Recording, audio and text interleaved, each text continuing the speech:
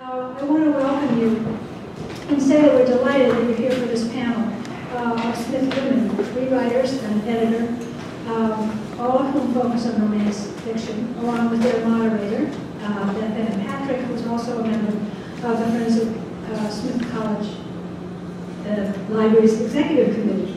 I'm not going to give you any biographical information because I believe there's information about all of these folks on the handout that you got at the door. Bethanne lobbied ardently for this program about romance literature, and I know it has a huge following. The audience this afternoon probably consists of a range from those who read romance fiction all the time to those of us who, like me, I'm embarrassed to say, have never read it at all. I'm sure that all of us, neophytes or devotees, are looking forward to the afternoon's conversation, and I believe that we're going to have some books out there for sale afterwards, and I'm sure that I'll be buying one. So let's go.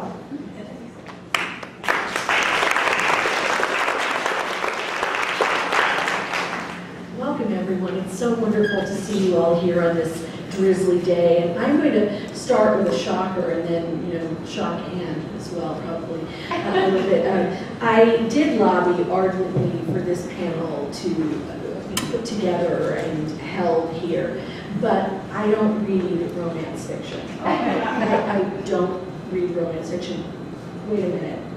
Do I not read romance fiction? Does Anne Shanahan not read romance fiction?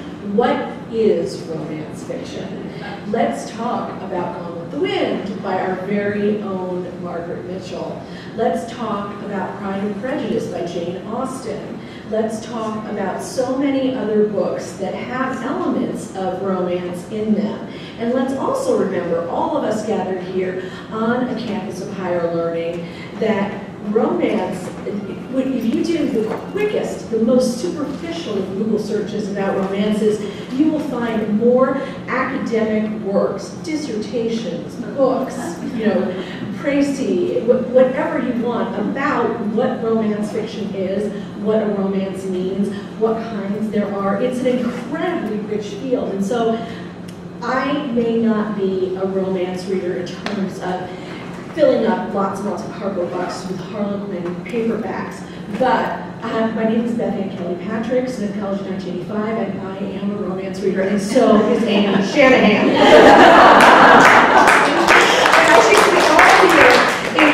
At some point in our lives have read something that could be classified that way. So that's why I wanted to bring this panel here of alums, I'm very proud to say, who are romance authors and work in the publishing industry in that space, because this isn't just about where the money is. This isn't just about romance publishing making lots and lots of money and making lots of innovations in publishing as well, which we'll talk about a little bit later. This is about celebrating a literary form that in the West has been extremely important to the development of literature as we know it. And one of the things that amused me, and I was just talking with May and Stephanie about this, is 3 of us were government majors if you look at this program. What's up with that? I know what happened for me. I got really scared by Gen Lit. I decided I was never going to be an English major, but I can't speak for my other fellow panelists, none of whom came out of the English department here, so shame on us, but we're making up for it now. And I'd like to introduce them very, very briefly. May Chen, class of 2000, is here from Morrow, Avon, where she's an editor. And I love the fact that May wasn't planning to go into publishing. She'll talk about this a little bit, yet she's been at Morrow now for over 8 years, which is fantastic. Stephanie Dray's class of 1993, and she writes historical fiction that are romances set in the Augustan age. And they look really good. I can't wait to buy a couple of those out there. So welcome to you, Stephanie. And then we have Barbara Keiler from the class of 1974, who writes primarily under the pen name of Judith Arnold, but she does have a couple of other names as well. She's won many awards, including you're a 3-time Romantic Times Award winner, correct? 4? And Sarah MacLean, 2000, grew up obsessed with romance literature, and she has really made good on it because she is a New York Times best-selling novelist and USA Today best-selling novelist. So weird to hear. 9 Rules to Break When Romancing a Rape was her first title, and she's got a couple more she'll talk about. But in other words, cheeky spins on what has been the traditional romance approach. We're going to be talking about that as well. So thank you each for being here. I'm so glad that you could come back to the campus with me. And what I'm going to do now is ask each of you to tell me a little bit about how you came into this field. And so I will start with you, Stephanie, if you don't mind. Thank you. I was a government major here at Smith. I also, while I was here though, I was writing a lot, and I won a playwriting award while I was here. And Professor Pat Scar told me you should be an English major. And I thought, how impractical. So I went on to law school, and I was a lawyer for about 10 minutes before I realized how much I loathed it. And then I returned to my first love of telling stories. I want to correct something that Bethanne said. I do write historical fiction set in the Dustin Age, and it's certainly within the romantic tradition of literature. They aren't romances exactly, but we're going to discuss what the differences are. I also write for Harlequin, Nocturne, or paranormal romances, and those are very firmly in the modern idea of what a romance is. I don't know exactly why I came to that, except that I was very interested in any sort of literature that would give me freedom to include things that I cared about. And so I infused a lot of politics into my work, so I still have a little bit of my government background that I pull into romance. That's my story. May, how about you? How did you come to spend 8 years at HarperCollins? Unexpectedly, very unexpectedly. Like Stephanie, well, first going back to the romance, I was definitely a huge reader of romance fiction ever since I was 9 years old. So I was definitely reading way above my grade level, I should say, and did not understand probably 30% of what was going on in these novels, but I would goodness, thank goodness. And I read avidly within the romance genre and outside, and I actually attended Bronx High School of Science, and because of my romance reading, especially the historical romance area, I did very well in my SAT verbal section because who knew you would learn so many phrases like scallywag and things like that. You're probably going to encounter and say, you know, Huckleberry Finn or other amazing works of literature. So then I came to Smith and brought my romance novels with me, and fortunately met quite a few friends who read the same things that I loved, and we discussed that, and it was great. And like Stephanie, I thought I was going to go to law school. I'm just going to put it out there. I come from an Asian family. Maybe notice. So there were certain expectations. So law school, finance, medicine. I took Bio 101. I think it changed to pass-fail at one point. I loved the experience. So I was like, okay, definitely a government major, political theory minor. And I thought I was going to be a philosopher. Talk about highly impractical majors. Enjoyed it, but then decided I'm going to go to law school. So, took my LSAT here. It was a very intense senior year here. Decided to become paralegal for a year. Didn't love that. After a year of that, I went to investment banking in New York City. Did that for another year. Found out that it was more of a low-sense experience than it was in a law firm. And then, fortunately, a very good Smith girlfriend of mine and her sister became a literary agent in New York City. And it was an eye-opening moment for me. Up until that point, you know, going back to the 3 tracks that my family kind of expected from me, the law, the medicine, the financial field, I never thought about this world of publishing outside of being a reader. I never thought about who produced these books, who made it possible to bring these amazing works of fiction into the consumer's hands. Because they're all poor. Because they're all poor. Right. And all of a sudden, this world opened up for me, and I fell in love with it. I was very fortunate to be accepted to Collins, and fast forward 8+ years later, I'm very happily still there. And we'll talk a little bit later too about the imprints that you've worked at Avon. So yes, there's some interesting things there. And Sarah, tell us about your road to romance. My road to romance, looking back now, hindsight is always 20/20, but obviously I was going to become a romance novelist.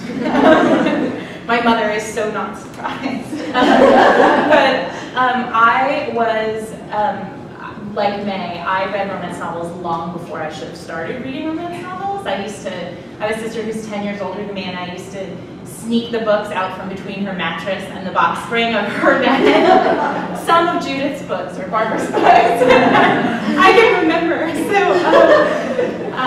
So this is kind of an honor also.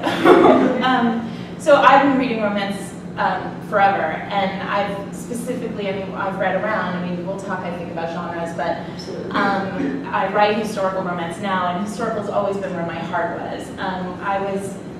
I came to Smith. I had no idea what to do when I got to Smith. I took every course that looked even remotely interesting. My first semester, my father, nearly had a stroke because I was taking an econ and Icelandic and a class with Ernest Benz, who is here, and I did this for 2 straight years with not a clue of what I was doing, not even really thinking that ultimately I would have to choose a major, and what on earth was that going to be? And literally the day before I had to declare a major, I went into my advisor's office in tears with my transcripts and saying, I think I'm not going to be able to graduate. What is my major? And it was Richard Millington, and he looked at me and he said, well, you could be an American Studies major. Lots of this fits under there. My eyes were just open. This was yes! And so I took American Studies, and my first, the requirement for American Studies at the time was American Studies 202 with Dan Horowitz, where we read this book called Reading the Romance. And it was completely offensive to me because it was all about romance as being a misogynistic form of literature that held women down, and it was a qualitative analysis of a group of romance readers in the Midwest, and it was just so insulting. And I can remember sitting in Dan's office and just railing against this book. I could not believe that he would assign it. And Dan now thinks it's hysterical that I'm a romance novelist, but I can remember this moment at Smith where I was reading romance with my friends at Lamont House. There was a romance novel collection at Lamont House that was kept in trust by seniors and willed on to the younger students. And Dan was assigning this book, and it was so unfair. That was a moment where I realized that without Smith, that Smith was so supportive in a way of this kind of popular culture and this kind of just social work that romance does, and Dan was so supportive. I left and I went into publishing because I loved the idea of working with books and paper, and unlike May, publishing was absolutely a thing that my mother wanted for me. And I did that for a while. I did PR, and then I was in New York City on 9/11, and I wanted to change everything. And so I decided to go to graduate school, and I got a degree in education policy. And I started doing education policy work, and I did that for a few years. And a friend, ultimately the reason why I started writing was because a friend said, you should really try and write one. And I'd always sort of tinkered. And so I sat down and I wrote one. And that was The Season, which was my first book, and that was a teen novel, and I think we'll probably talk about YA. Yeah. But then after that I wrote 9 Rules, which has a ridiculously long title, so we can just refer to them by the numbers. And that was it. Everything changed. And I didn't know, for the record, May and I were in the same class, and she works for my publisher, and we never knew each other until romance brought us together. We need obligatory hug shot. But I think that's a great way to segue to you, Barbara, because you wrote your first novel, didn't you, on a dare from your husband? Sort of, well, not quite a dare. He just wanted me to make money. I'm kind of the anomaly here. I did not grow up reading romance novels. I always knew I wanted to be a writer, but I was going to write the great American novel that would save the planet. And I wrote it 3 times, and no one ever published it. You can see the state of the planet, and that's because no one published this book. When I came to Smith, I ended up majoring in music because fall semester of my freshman year. Music theory was the only class I got an A in, so I figured that meant I should be a music major. But I knew I was going to be a writer.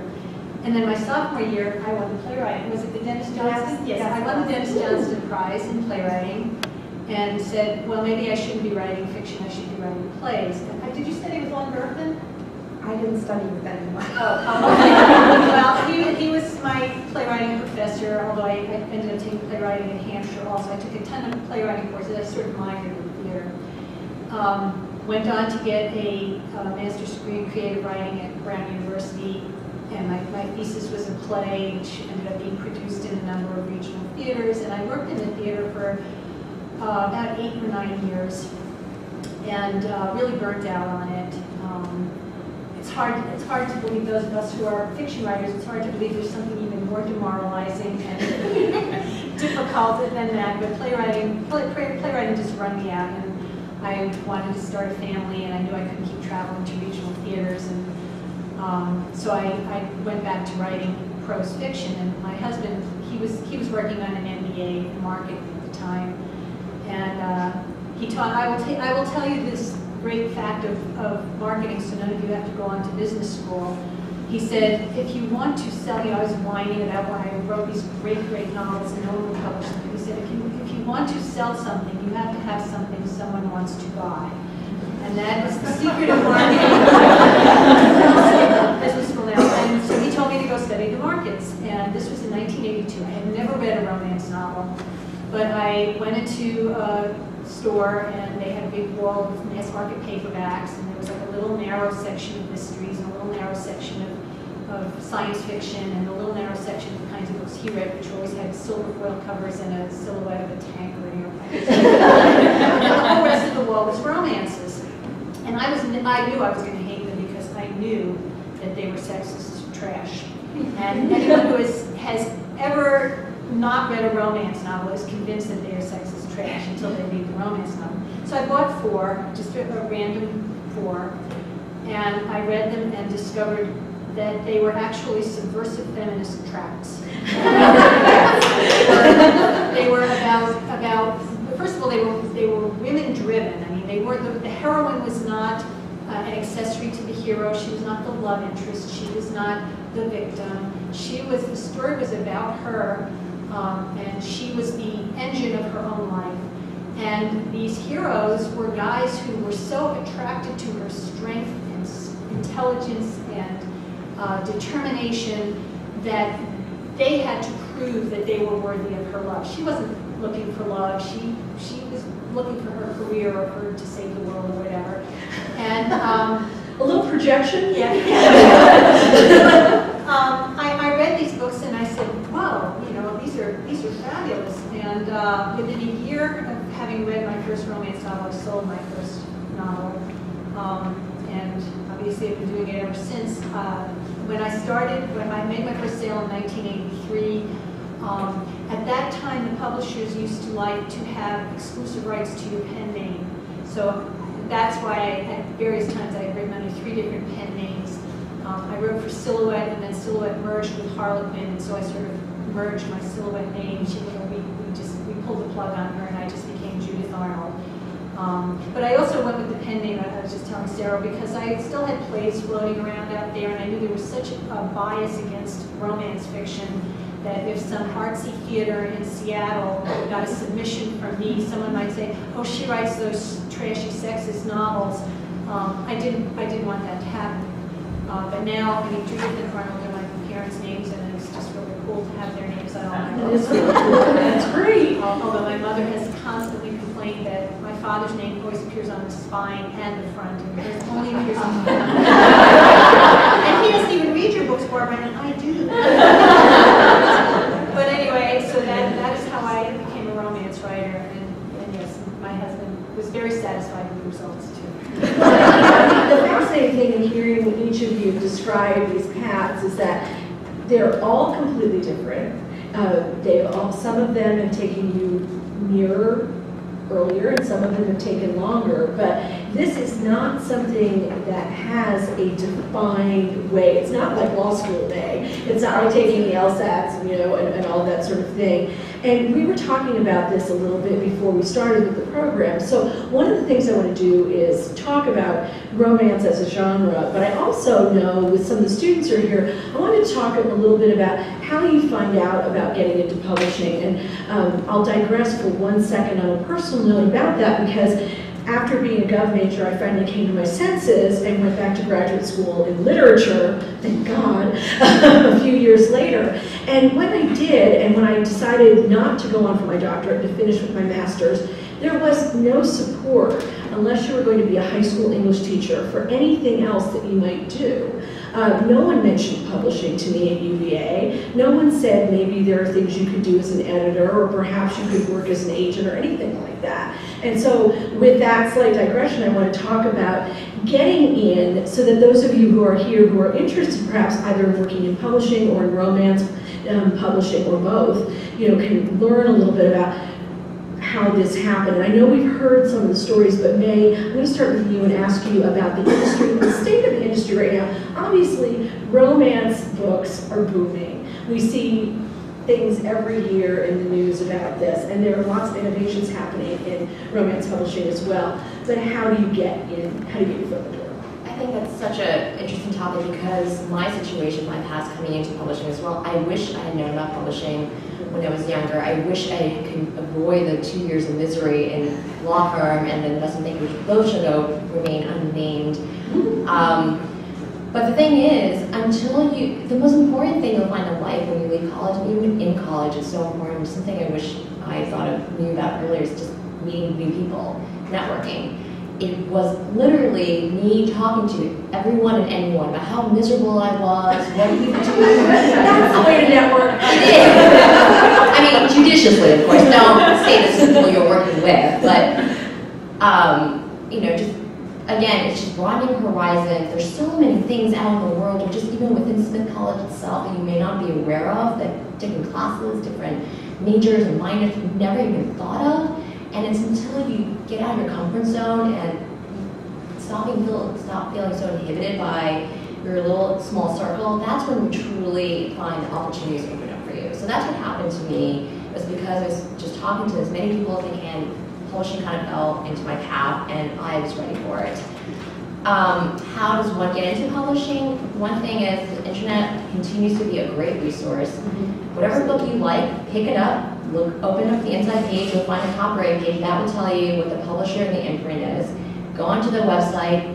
Sometimes in the dedication and acknowledgement pages will tell you who the editor was, who the agent was. And again, Google them, do your research. Is this someone that you feel will be compatible in your taste of literature or your writing style? Email them, tell them how much you love X, Y, and Z books that they worked on. Many major publishers offer summer internships for college students that you can work on during the year, and if you happen to live in New York City, they also do internships throughout the year as well, and that's a fantastic way to get your foot in the door. There's also Columbia Publishing Program. I think there's still the NYU Publishing Program, and that's something that you can join after you graduate college, and it's a great way also to learn about the industry, but also to make contacts. So when you're ready to become an agent or a publisher, they'll help facilitate the process. As for the state of the industry, obviously, if you're a reader or a consumer, you've probably heard a lot of what's going on in the world of e-readers and e-books and the contraction of the industry. That's probably enough for a whole separate panel. It really is. But briefly to touch upon it, in the world that I work in, which is commercial fiction, actually, not just romance, I do a lot of commercial nonfiction books. Basically anything that sells over a certain point, a certain threshold, it's actually looking good. You just have to be open to different opportunities and different venues of how you're going to get the product into the consumer's hands. And it's actually a very exciting time. I personally am an e-reader. I have two, a Sony e-reader and an iPad. I also continue to read hard print books. It just depends on what I feel and what this book means to me. Sometimes I feel something is quick read. I'm happy to read it on the beach in an e-reader, that's fine. If it's something that I love, sometimes I just still like the heavy weight of a hardcover or paperback. Within specifically the romance world, it's great. I mean, romance readers are notoriously known to be the most voracious consumers of books, period. There's a reason why we're all here, we're all graduates of college, we're smart and talented, and these women manage to make a very good living from doing what they do. Right. And that's because there's a heck of a lot of people out there who love what they do, and they're ready to pay for it, and pay for it in bulk. The average romance reader reads at least 10 books a month, whereas the average reader in the United States may not read 10 books a year.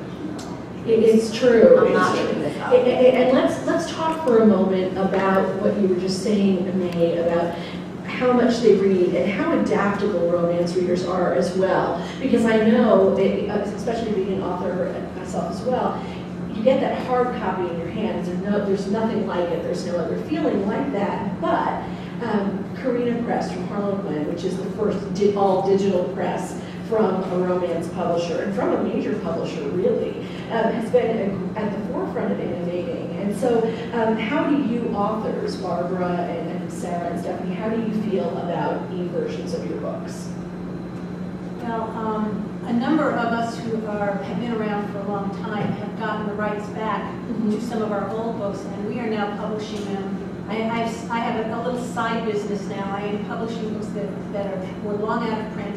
I got the rights back, and I am publishing them and selling them directly through Kindle, through Smashwords, which services podcasts. And that goes well? That actually makes you some money? It makes me some money. Some people do very well. The kind of the series romance books that I'm doing are probably the least successful in this venue compared to especially older historicals, when people could write 400-page historicals, which publishers really don't want to handle now. You just miss those big, long, dense historicals.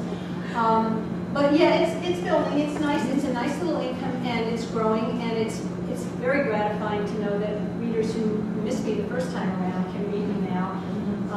My single title books I can't get the rights back to, unfortunately. Harlequin and Morrow was my single title publisher, and they are clinging tenaciously to them. But a lot of authors are now doing this just as a way to get books that once they're out of print, you can't buy them anymore. You know, you might find them in a used bookstore and they're falling apart. And when we price them at $2.99, you know, a reader doesn't even have to think very hard. $3.99, $2.99, can I afford that? They just, they buy them. It's a growing market. I am stunned that I have learned how to format. I have hire cover artists. I mean, it's like being a publisher myself. And it's really exciting. It's very, very exciting. Not that we can possibly compete with what Avon is doing, Morrow is doing. I mean, we still need. I just want to say briefly too, just in light of that, Avon also has their own ebook only imprint, Avon Impulse, and this is something all the major publishers are exploring. They're all doing it because it's the thing is that all we're doing is switching the medium. We're not switching the content. We're still great books. It's just going to be delivered. Well, and Sarah and Stephanie, I don't want to cut you off on this, and we'll come back to it, but one thing I noticed with all the publishers' catalogs that I get is Harlequin has now entered the nonfiction arena. Did anyone else know that? They did actually a long time ago. Well, yeah, but now they're pushing it more on reviewers, and the stuff actually looks great. And so the reason I was mentioning this, they have all kinds of books for it's everything from memoirs to how-tos, to cookbooks and all that sort of thing. And I thought, this is really smart. They're going after their core audience, and what May said a couple of minutes ago really resonated with me. Here we have women who are really intrigued by romance, avid romance readers, and we all know this is not, we cannot turn up our noses here. These are romance readers who, have the finest education that, the U.S. has to offer as far as we're concerned here. And it's not about romance being something that's superficial or silly. So let's talk about, and I'm going to start with you, Barbara. Let's talk about, sorry, let's talk about how that's changed and shifted, because May and Stephanie, you were speaking about how supportive you felt at Smith with romance reading.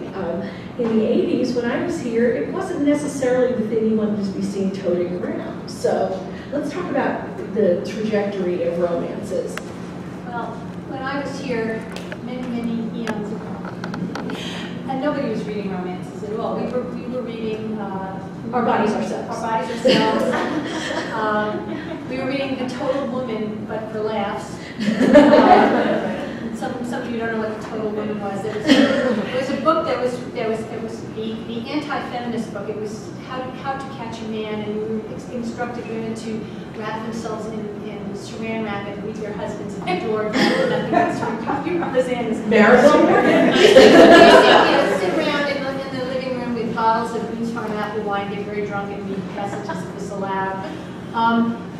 Again, romance fiction really, as romance fiction, as a genre, was not even acknowledged. Of course, we were reading Jane Austen, who was the godmother of romance fiction. As a playwright, I was reading, ancient Greek comedies, which follow the basic plot trajectory of romance, and that there's always a couple of lovers who are torn asunder and have to overcome conflict, and at the very end they are reconciled. That is the definition of a classic Greek comedy. I mean, we were reading romances; they just weren't categorized exactly that way. We were reading Jane Eyre, who is the progenitor of Gothic romances. But this was the 70s. We were feminists. We were militant, and romance seemed to trigger. Well, back in the 70s, of course, romance was not. It really bloomed in the 80s. In the 70s, you had Georgette Heyer writing, Victorian, people like that. But it wasn't really a huge genre, and it wasn't. What really happened in the 80s was that sex was introduced into romance fiction. It's amusing, but it's true that fiction in general did not acknowledge women's sexual needs and desires, did not take them seriously. If I can just tell a quick anecdote, shortly I'd been selling for a few years, and my agent notified me that he had just received this manuscript from an author his agency had, one of his colleagues, and this was going to be the biggest thing in the fiction world. Everybody was stunned, and everybody got a huge film auction. And he said, I'm going to send you a copy of it. I think you should read it. It's an amazing book. But I've got to tell you, you write over sex scenes. He was a guy too. But the book was Presumed Innocent by Scott Turow. I read it, and it was an amazing book. And it had, I still remember, it had a sex scene in it in which Rusty, the hero, is having an illicit affair with one of his colleagues, and he is entering her from behind, and she sort of twists over her shoulder and says something like, "I bet your wife doesn't do this for you." And not a single critic commented on the absurdity of that sex scene. When it was a man's fantasy, we took it seriously in literature. Women's fantasies, women's sexual fantasies were not taken seriously. They were, and our books were ridiculed for the sexual content.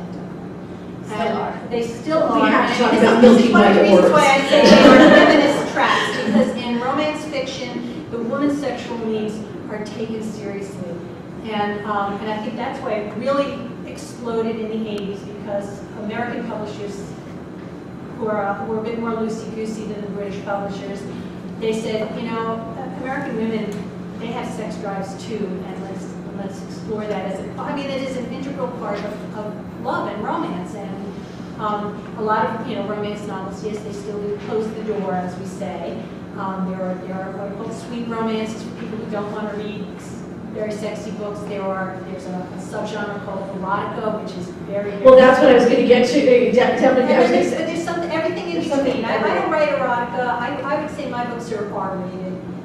They have sex in them, but sex is not the overwhelming theme of them the way it would be in erotica, which would be more X-rated. But it was an amazing awakening for women, for readers, to be able to. In fact, I remember there was an article in Psychology Today in the early 80s pointing out that women who read romance novels reported having more satisfying sex lives. I mean, this was big news among romance writers. We promoted that a lot. But it was because these books allowed adult women, readers and heroines, to be active and to have sexual agendas. Sexual agendas were not ridiculed. Well, let me turn it to Sarah now for a different, a younger view of that, because not only are you writing at a different time when, as Barbara says quite rightly, things have changed in the way we portray female sexuality, but you play with the old conventions of those paperback romances from the 50s, 60s, and 70s. And so I wanted you to talk about taking a modern, younger woman's sensibility about sex and talking sense about it. I agree with absolutely everything that Barbara said, and I think there is no question that the reason why many independent bookstores don't carry romance and many university libraries don't carry romance is because of the content inside them. And the expectation from non-romance readers is that 70% of the book is just smut. And the truth is that it's not at all that way. It's like, wow, Thank goodness. It's some, and I actually, I don't mean to sound offensive, no. Because I know that my readers love my books in part because I write sex into my books. My books are NC-17, maybe. I mean, they could conceivably, depending on who you are, I don't know, maybe X. I don't know. they're not erotica, but they border on it, and they're hot. And I think that's why I have had such success with younger readers. I think that's why I have such success in ebooks. I just want to tack on my ebook. Absolutely, thank you. Excellent. Which is I 100% credit e-readers and ebooks with the success of my novels. In part because, and we all know it, the covers of these books, while they telegraph very specific things to romance lovers and romance readers, are a little embarrassing for people who are, say, riding the subway. Actually, that's great, because one of the reasons we wanted to do this was because several of us love Sarah Wendell from Smart Bitches Trashy Books, which is a blog about romance. She writes with Candy Tan, I think that's her name. And Sarah was in the New York Times just a couple of months ago saying that very same thing, that she has been loath to read the romances she loves and blogs about in public, and so she loves having an e-reader so she can read them without anyone looking askance at her. Right. And I thought, on one hand, that's so unfair, but on the other hand, it's wonderful that romance readers can feel they can really, just read what they want to without anyone, judging it. Right. Because it's been for so long, it has been judged. Absolutely. And this is my book that's coming out at the end of the month. It's radioactive pink. So men may not feel so comfortable reading this on a subway. Men who aren't, entirely comfortable with their own sexuality. And then the inside, these are not, if you're a romance reader, you want this book, if you're a Regency romance reader. And Avon has done a beautiful job jacketing my books, but that's a piece of it. I think that, look, I grew up in the 90s. I graduated from Smith in 2000. Sex was very much a part of my time as a young woman, and there's no reason why sex wouldn't get into my books. That said, I think that people young women who are coming to romance, and older women who have been reading romance for ages. I think about people like Judith McNaught and Stephanie Lawrence and the biggest names in historical romance all write this way. And let's hear, I want to talk about Stephanie's books as well, and hear about your NC-17 rating. For my historicals, thus far there has been no sex in them, but my paranormal romances are really steamy. And we've talked a lot about sex in romance, but what I'd like to talk about is that the core foundation of a romance novel is not the sex, it's about love. And one of the things that I find really unfortunate about how people demonize romance is that they say, well, love is a trivial thing to be concerned with. But perhaps because of my education here at Smith as a government major, I know that love has built empires and toppled them. It is an integral part of the human experience. And just because women tend to focus more on love than men, that doesn't mean it's trivial. it means that it's something we should be examining, and that is at the core of every single romance novel. You know, I think that's an excellent point, and here's what I don't want to go on too much longer without taking questions from you all, because I'm sure you have some. But Barbara, a few minutes ago, you mentioned your husband's, you know, silver foil books with the tanks and the submarines and everything on them.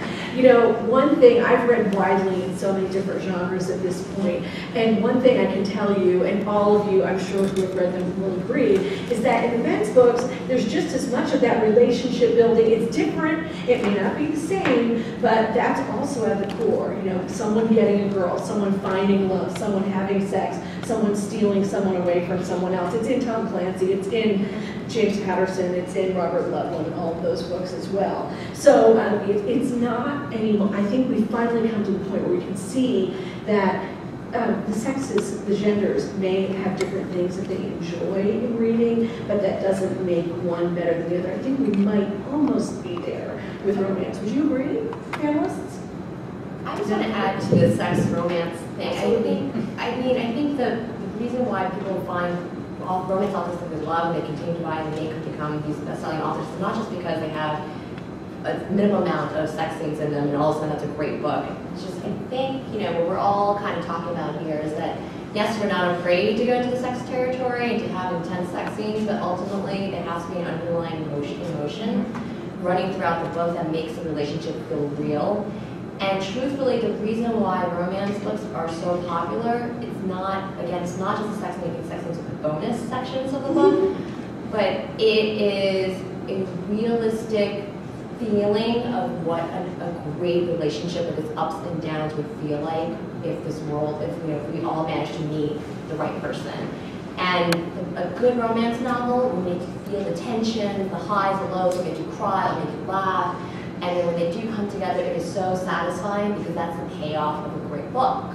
So regardless of the romance or anything, if I'm reading a good book, I want a realistic portrayal of what these characters are like with each other.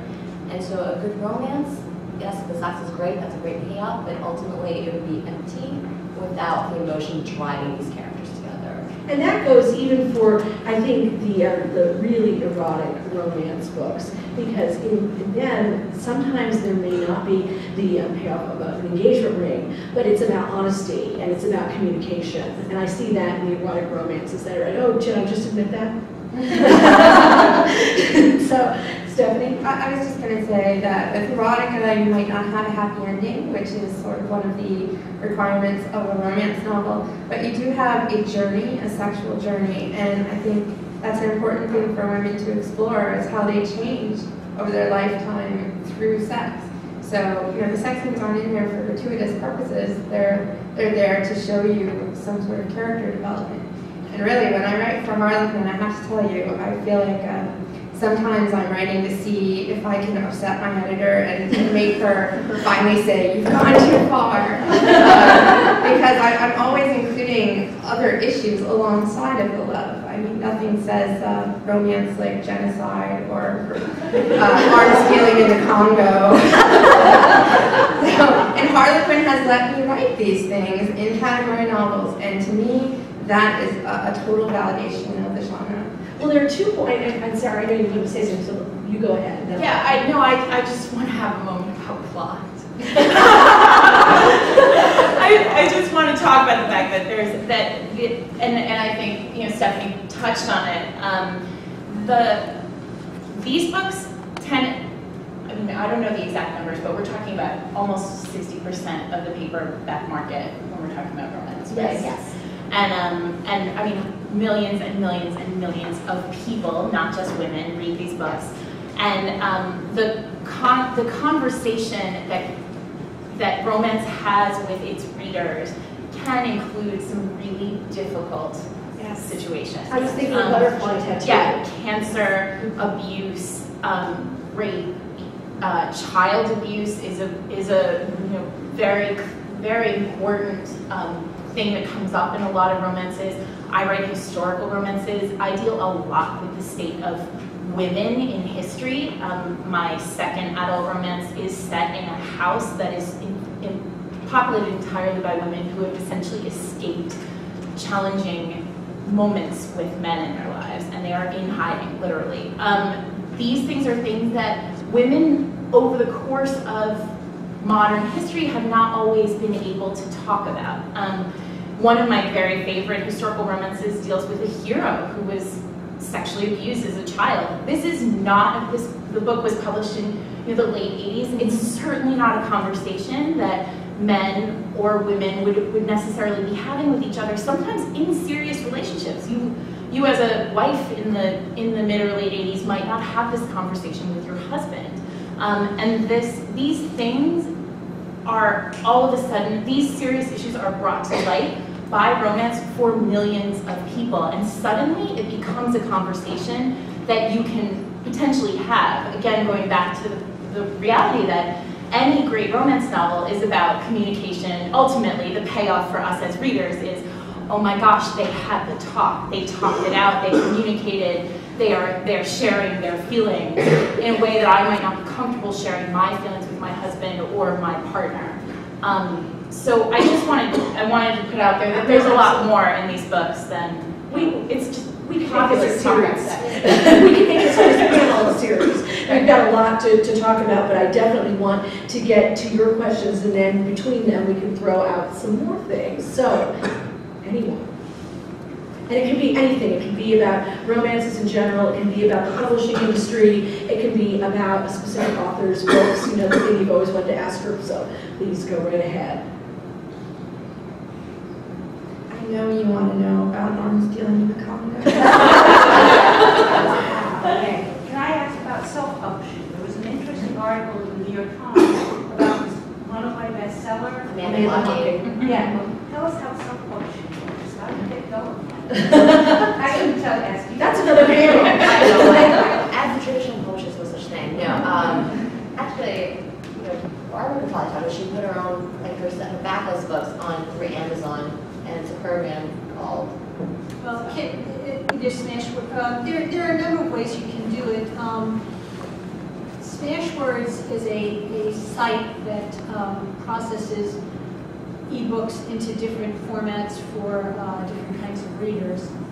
And if you Google Smashwords and then search your way through, you will find what's called the Smashwords Style Guide or something like that.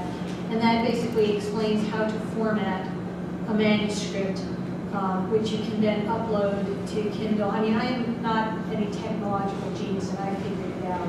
I would say, however, for people who have never been published before, and I'm not just saying this because May is sitting there, but I cannot overemphasize the importance of having a good editor. I am not publishing new books as ebooks. I am publishing books that were already edited.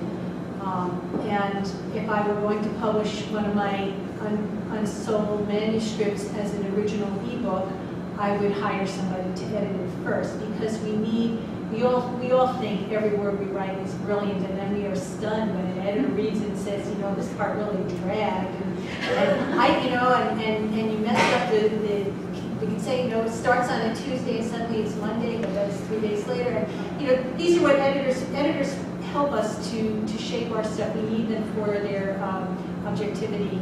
And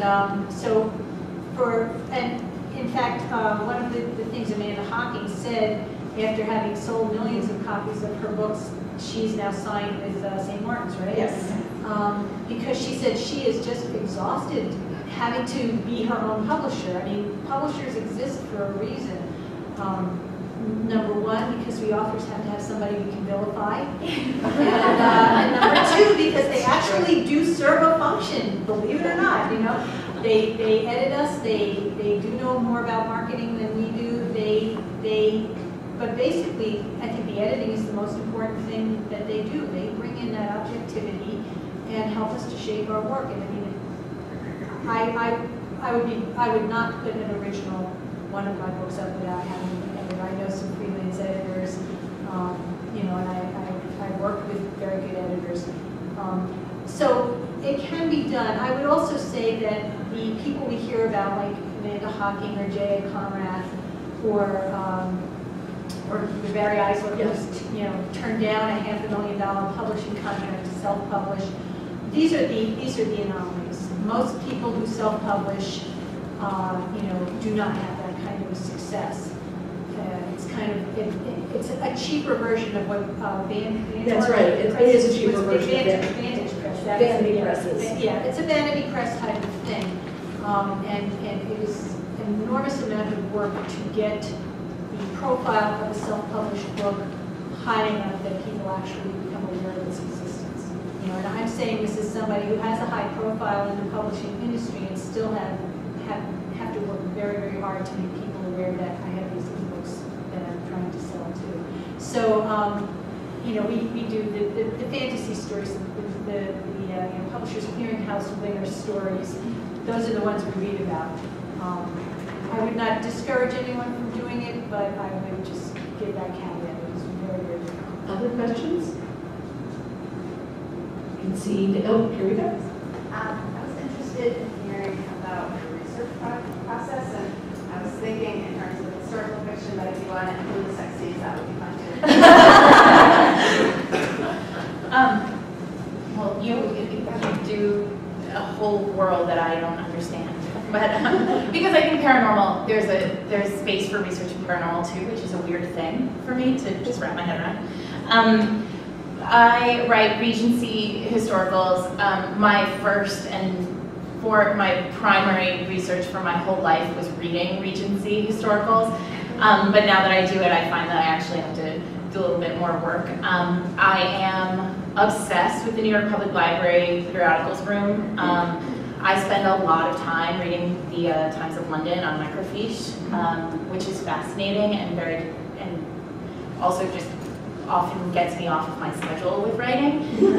But I would also say the one thing that a lot of people don't think about when they think about historical fiction is when you're writing in a place and a time, you have a language that you are dealing with. There are words that did not exist. The word neckline did not exist in the 1820s, and so I can't use it in my books. And we have wonderful, brilliant copy editors who are at the same time my nemesis and my savior, because they'll check it for me. But language is actually my most difficult piece of my research project and process. So I am also very beholden to the OED. But nonfiction, I mean, when you're immersing yourself in these worlds, and it makes you sound a little bit crazy, but when these are the people that you spend your days with, it's kind of fun to read about them. So I spend a lot of time reading nonfiction. How about the Augustan age, Stephanie? What's your background? When I write Augustan age fiction, I have a little bit of an advantage in that my characters would have been speaking Latin or Greek, so I get to translate it into English any way I want. And I decide to use what I call old-timey talk, because you can't really duplicate how they would speak, but if you make it too modern, the reader gets thrown off the story, so it's just a little bit more formal than we would speak. And sometimes I could take it too far. I wanted to understand how the ancients made purple dye, and my agent and my husband decided to stage an intervention when I decided that I would ferment rotting shellfish in my backyard. So there is a line to be drawn with historical accuracy. And so I do care about historical accuracy, but I also understand that historical fiction is a special art form. I'm not a biographer. I'm not writing about a life without bias. And so I'm writing a story and the novel comes first. And if the research doesn't quite match up, well, I might put in the author's note what really happened, but I'm going to go with what makes the readers understand this time period and this life and enjoy this journey the most. Can I just add, if you get a detail wrong, some reader somewhere will let you know. Yes. I think there are people who read books strictly because they're looking for the mistake. And in fact, one of the books that I recently published is an ebook, Triumphal, in fact. I just said this book came out in paper in I think 1991 or 2 or something. It sold really, really well. Lots and lots of people read it. Then it went out of print. I just put it up. More people have read it. And finally, I heard from a reader who wrote to me and she said, "Did you know that rhododendrons do not grow in Key West?" I don't know how, hundreds of thousands of people read this book and no one noticed it, but one reader found that I had mentioned a rhododendron bush in the hero's house in Key West, and she lives in southern Florida, and she emailed me to let me know. So, and you just laugh because what are you going to do? But yeah, you have to be careful. Even in the historical people, they do tons more research than I do. Obviously, I did not research my flora and fauna of Key West, but there's always a reader somewhere, and what a triumphant pleasure she gets. She catches that mistake. Oh, I think we have time for one or two more questions. Mary? I wanted to ask you about the diversification of the genre, because it seems that in the last few years there's been different kinds of romance novels popping up. Like, I haven't heard about paranormal romances until very recently. When I think of romance, I think of romance novels, I think of heterosexual and white. Not anymore. Yes, so could you talk to that a bit? Well, actually, paranormal romances have always been around, even in the 80s, and there are authors, Christina Sky, who also had ghosts in their books and her romances, so it actually goes back to the beginning of romance time. But yes, definitely within recent years, there's been a huge resurgence of it, and I think it's just the meeting of both film, TV media with the books coinciding with the popularity of it, vampires being the biggest subgenre within the paranormal romance world. There's True Blood with Sean Harris and Stephanie Meyer and her Twilight series. All of that is just a confluence of many things being popular. As for the general feel, yes, overall romance does feel white and heterosexual. But within the last few years, with erotica and other little piecemeal romances, there's Amish romances now, believe it or not, and they do very well, actually. And there are male-on-male romances written for heterosexual women, yes, specifically, as opposed to the male-on-male romances written for men. Yes, there are definitely a segment of women readers who would really enjoy male-on-male romance. There's also BDSM romances, Christian romances, where there's also rules about how they can't dance together, or some, maybe that's the Amish romance. But inspirational. I think they can dance at Baylor. The inspirational romance actually is huge. They have their own market, the Christian Booksellers Association, and those are romances that sort of about man, woman, and God. I always call them menage a trois. Yes. God is first. And there are some publishers with imprints for romances, more ethnic romances, or urban romances. They have all kinds of euphemisms for them. I know Harlequin has Kamani romances, which are African American romances. I've written a couple of romances that had Latino heroes and heroines. But the readership is primarily white. Right, that's the thing. We will publish whatever the readership wants. If we can make a successful publication of any genre, we will do it. And I think we just find sometimes by accident if we do one or two because we fell in love with the story and it just happens to have a Latino character or a lesbian character or a gay character or whatever, and it works. So it's, oh, let's do more of these. And if the readership comes, we'll happily do more of them.